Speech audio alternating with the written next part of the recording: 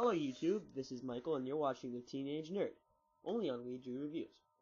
So, I want to apologize for the episode yesterday. This is a re-release, by the way, of that episode, because it was really crappy quality. The beginning of the video was cut out, you couldn't hear a word I was saying, and it was really bad. And I apologize, and I'm going to sit closer to the mic this time so you can understand me. And I'm going to try to be clear as possible. So for those of you who don't know what this is the my new show that Pyro was talking about on Spoiler Sundays.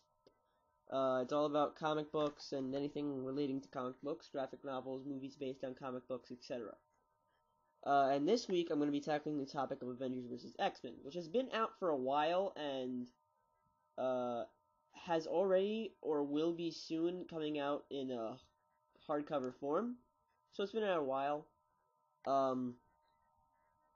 But I wanted to. A lot of people still haven't read it, so I wanted to get the review over with because I know a lot of people, well, at least a lot of people who are into comics, were really excited about this because it was advertised as like the biggest event of the summer. So not true. Let me tell you that. So I'm going to start by saying that it was a huge disappointment for me. For those of you who have read the series and disagree, you're entitled to your opinion, but I suggest that you stay and listen to what else I have to say about it. So, it's a 13-issue limited series. It starts with issue 0, if you count that, and goes all the way to issue 12.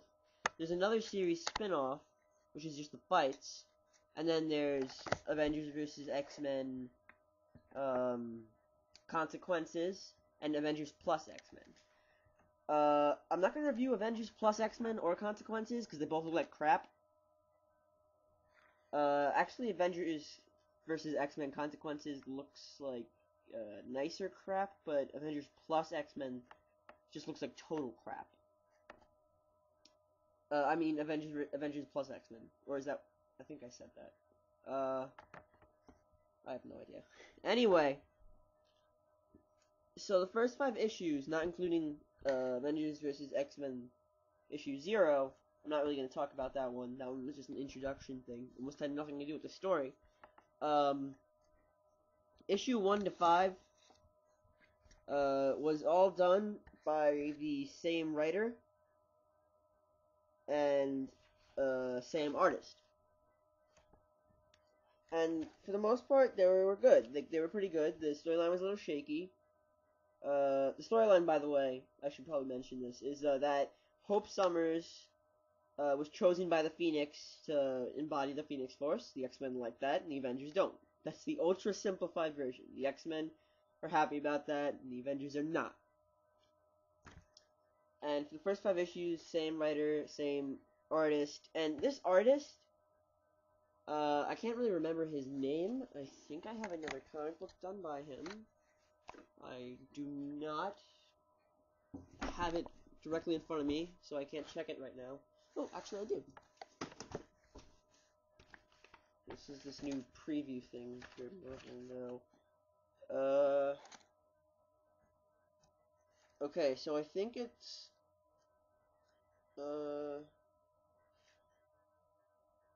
okay, so it's John Romita is the artist, and I honestly don't like his artwork. I probably couldn't do any better, but in my opinion, he does really bad artwork, especially for comic books. I mean, if it weren't a comic book, I'd probably like it, but the fact that he's doing superhero comic books in that style, I really don't like. But I excused that, and I went on with the series, and then I continued collecting it till the end.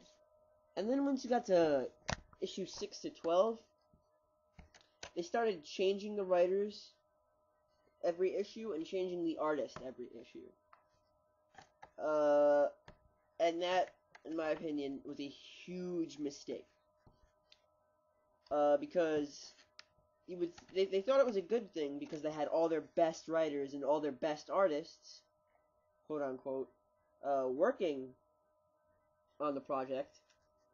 But But the thing was, when you have so many people working on a project, issue by issue by issue, they all have different ideas that they want to get into the project, and they can't all fit it without contradicting with the other idea. For example, there's an issue... Sorry, I'm looking at these in front of me right now. I have to flip through them. Issue 9. Spider-Man makes this big sacrifice. He doesn't die, but he makes a big sacrifice for the Avengers to help them save some Avengers that have been captured by the X-Men. And it's really I liked that story. And then you moved on to issue 10, and they don't even mention it because the other writer wanted to talk about Hope Summers and Iron Fist. By the way, issue 10, I think, was one of the crappiest issues in the series. Issue 11 was pretty good, actually. But issue 10 was utter crap. Yeah, so... 6 to 12 were utter crap. 1 to 5 were okay with not so good art. So overall, I'm going to give this a 2.5 out of 5. I feel like I'm going really harsh on this, but that's only because I was really disappointed. I expected like so much more from this series, and it didn't deliver, in my opinion. And your opinion might be different. Listen, if it is, be sure to comment below about it, and be sure to include things you liked about it, and things you didn't like about it. Just try to keep it clean. So then there's the spin-off series I was talking about, Avengers, with the same title, Avengers vs. X-Men. This was a 6-issue limited series, and the difference between this one and the main one was that rather than focusing on story, it focused on fights between the popular characters. And if I could give this a 10 out of stars, I would, because even though it had no storyline, it was funner. It was a lot funner to read than the actual Avengers vs. X-Men. So if I could, I'd give it 10 out of 5 stars. Just because it, got me happy about the series. It was something I was, like, excited to read each week. The first issue is, Namor versus the Thing, and, Magneto versus Iron Man. Second issue is Spider-Man versus Colossus, and Gambit versus Captain America. The third issue is Black Widow versus Magic, and The Thing versus Colossus. Or Juggernaut. It's complicated. If you haven't followed X-Men lately, he's Juggernaut and Colossus now. It's really complicated. What am I up to? Issue 4 is Daredevil and Psylocke, and Thor versus Emma Frost. Issue 5 is Black Panther versus Storm. Really good one there. And then Hawkeye versus Archangel. And then you had the last issue, was just a bunch of fights for fun. The only serious fight, even though it was like 5 minutes, actually there were 2 kind of serious fights, between Scarlet Witch and Hope Summers, and one between Iron Fist and Iceman. If that had gone longer, I would have liked it. But I was disappointed because I did want to see Giant Man and some other characters that I hadn't seen yet fight more. I wish they had extended, once again, the fight between Iron Fist and Iceman, and I wanted to see the Beast. I love Beast. I wanted to see the Beast fight. But, it delivered a lot. I can't ask it to deliver everything. Nothing's perfect. And then last but not least, I have, this 1-issue limited series. And I can't believe I bought it.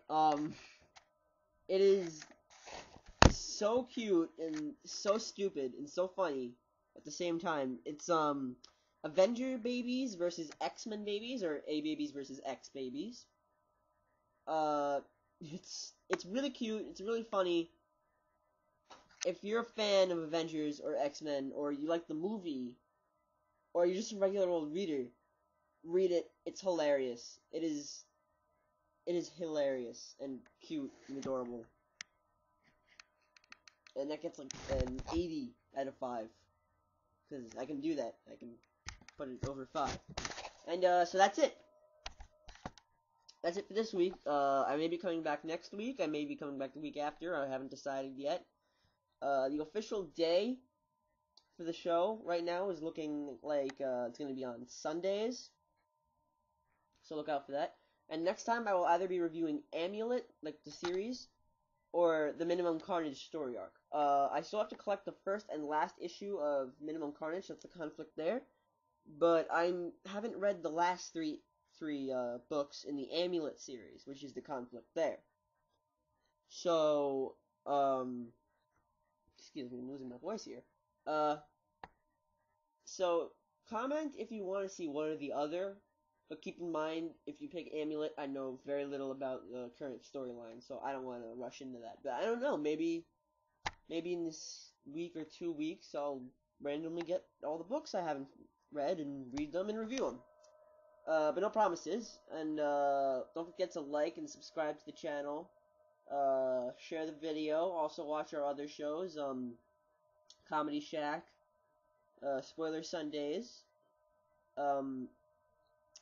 Gamer Saturdays. And unfortunately, we no longer have Thriller Thursdays or Terror Tuesdays.